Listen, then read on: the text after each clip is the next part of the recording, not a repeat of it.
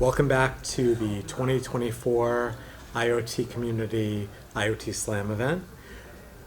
Ian Gertler, part of the IoT Community Advisory Board, and I'm thrilled to welcome back a common face you probably know from all the years we've done things together, Aaron Allsbrook from ClearBlade.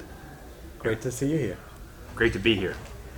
So tell me, it's been a year since we've met up. Anything new and exciting? And beyond that, also tell everyone, as the co-founder and CTO of ClearBlade, what you do, what you're focused on, and what the company does. Yeah, it's been a great year.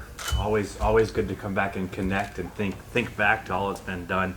ClearBlade, we're a software company, obviously participating in the IoT community. If you think about our value is really providing the connected digital twin.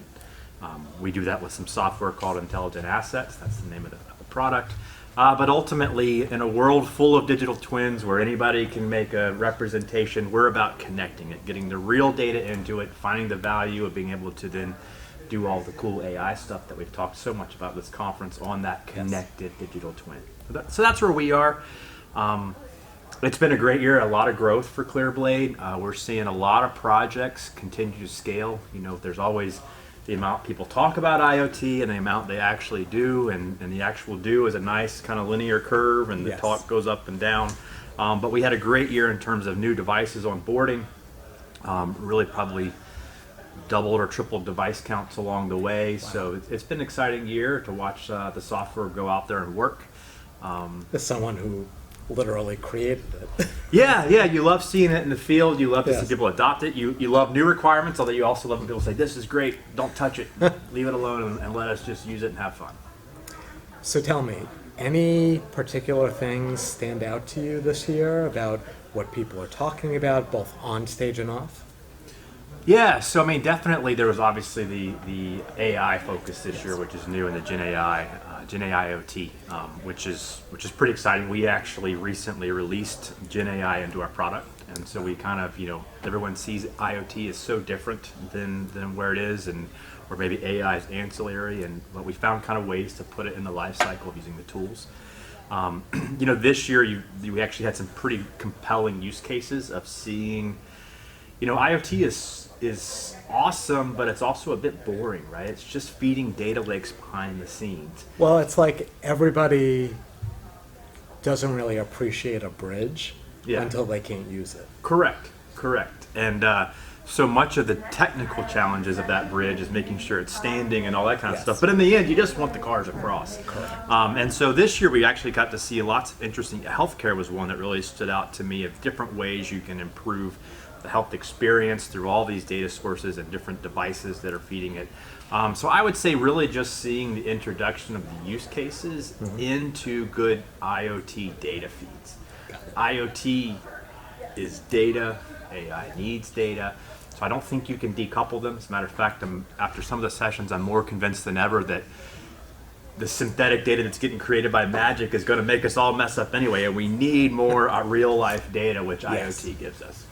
Well, it's a common thing you often heard in the accounting world, right? Garbage in, garbage out. So you need reliable, trustworthy, valuable data. But even more, it's the other AI that I think is more important, not the artificial intelligence, but the actionable insight. And I think ClearBlade knows this more than anyone, because the insight to touch the digital twins, if it's not good, the digital twin isn't going to be any better. Yeah, I mean, actually, if you look at a lot of what we do, we help people connect their data, right? That's part of the IoT piece. Right. And then you look at what Intelligent Assets does, is it puts it on the screen. It puts it in context of that twin.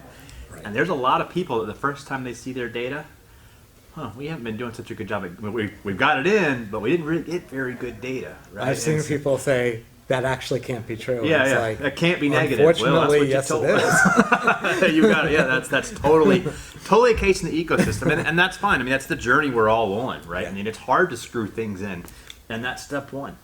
Yep. So there we are. But it's been a great conference in terms of just kind of seeing a few of these steps as we're all moving down the chain of Okay, now it's connected. Now we're understanding. Now we're comprehending it, and now we're taking actions off.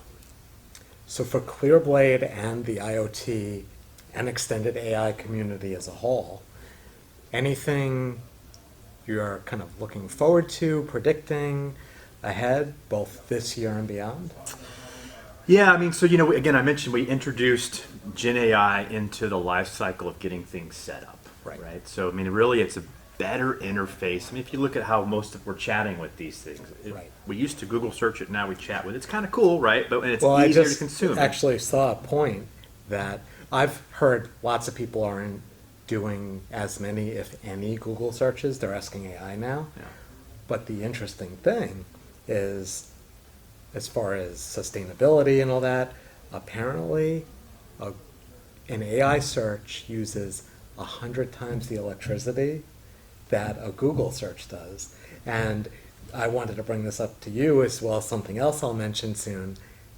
Is that valid? Like, as someone who knows technology, like, can that really be true?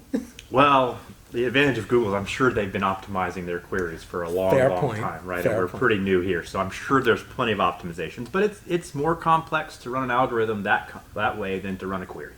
So I think they'll be hard pressed to ever catch what I'm sure that industry has optimized heavily over the years.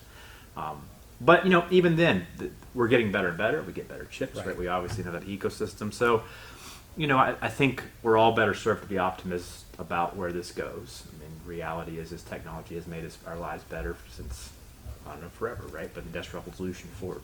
Well, if you think, you know, the first real use of probably technology in some sense, it's fire, right? So in some ways, it created opportunities, Yeah. but it also burned down communities. So it's all how we use it. That's it's a right. tool. That's right. So as on our end, we'll sit there and believe it's a tool that we can use positively as long as we put the right fireplace around what's going on. That is a great way to position it. So I do have another question beyond just, you know, any takeaways you have from this year. We'll conclude with that. But I also, as someone very versed in creating and transforming digital twins, have you seen the Reid Hoffman one? You know Reid Hoffman, founder of LinkedIn, venture capitalist now, very much into trust and ethics. He has a working digital twin that reporters and media have interviewed and thought it was him. Really? Yeah, have you heard about this? I have not. No, maybe I'm living under the wrong rock. But again, we'll see. I mean, it is interesting. We were actually just talking today about when you're engaging with this new type of interface. You know, how long, you know, if you believe it, it's good. But the moment you don't believe it, how rude will we be as humans to that particular interface, right? Will you lose sales if you rely on it too much and people have that, I'm not talking to a real person experience. So it's, you know, mankind's getting ready to change a lot for that. So. It is, which is also why, you know, I have a 17-year-old and a 21-year-old, and for a long time I've said, you know, technology changes behaviors, which means when you use technology, you should still be polite, ethical. So like when I talk to Cary, I still say please. You're apologizing? I apologize all the It's a time. bad question, Siri. I'm sorry. I do. But even, you know, everyone is using ChatGPT now. I actually personally believe Perplexity is a better AI platform because I think, I've said this earlier, you know, large language models, if they're not done right and if they're used incorrectly, I actually consider large lacking models. But I guess for takeaways, what do you see as the right approach? Something that I think ClearBlade certainly thinks about, but going forward, how do we, there's always going to be bad actors, but how do we go along a better path instead of just doing the easy thing? Yeah, I mean, I think you can look backwards. I mean, again, we already said could you be positive or optimistic or pessimistic. I think from our standpoint, we want to be optimistic, and I even think one of the presenters talked a little bit about let's use these new tools to help address the risks before they get here.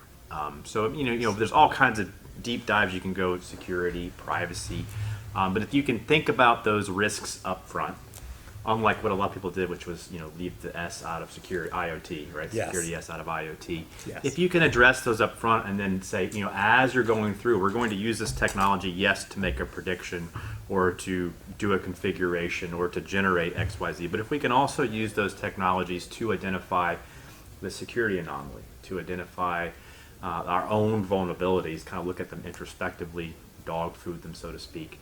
Actually, my CEO, Eric Simone, he regularly says we need less security products, but we need more secure products, right? So let's take these security products and get them out of the gate, Yes. not make messes we have to clean up later. So fascinating, but I think there's room to be optimism for where we take these tools to really speed up time of delivery, to augment and help people, to improve the user interface we even get, right? Have it help us with this. It understands macro, but keep the optimistic view on these tools will give us what we need to even solve some of those other challenges. Well, as a foundational innovator, I've been an early adopter and early experimenter for years, but that's your foundation. I think your view touches on something we heard earlier about curiosity really being the source for human progress. And I think you're a perfect example of that. It's always a pleasure, Aaron. I do want you to look at the Reid Hoffman Digital Twin. I will do it, absolutely. And maybe we'll create our own video about, wow, that's amazing, or what in the world were they Maybe the thinking? next one will be two digital twins of us, right? Maybe we'll get there. So Well, you will be tough. Me, it would be an improvement. But thank you for having me. thank It's you. been a pleasure.